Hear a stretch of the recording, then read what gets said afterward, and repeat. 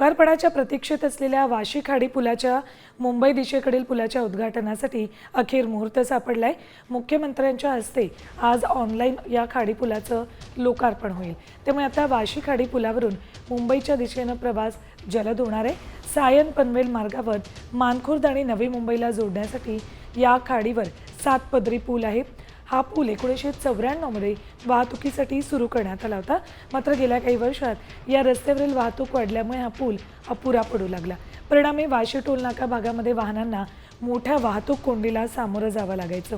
त्यामुळे पुलावर होणारी कोंडी सोडवण्यासाठी म्हणून ठाणे खाडी पुलाच्या दोन्ही बाजूंना समांतर असे प्रत्येकी 3 मार्गिकांचे आणखी 2 पूल MSRDC कडून उभारण्यात आले।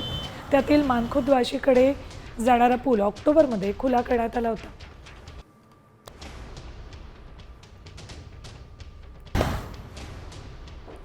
ठाणे खाडी पुलाला समांतर प्रत्येकी 3 मार्गिकांचे 2 पूल, मानखुर्दून वाशीकडे जाणारा पूल ऑक्टोबरमध्ये खुला करण्यात आला।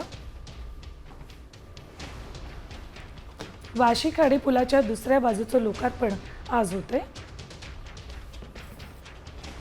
वाशी ते मानखुर्द प्रवास आजपासून जलद होणार आहे।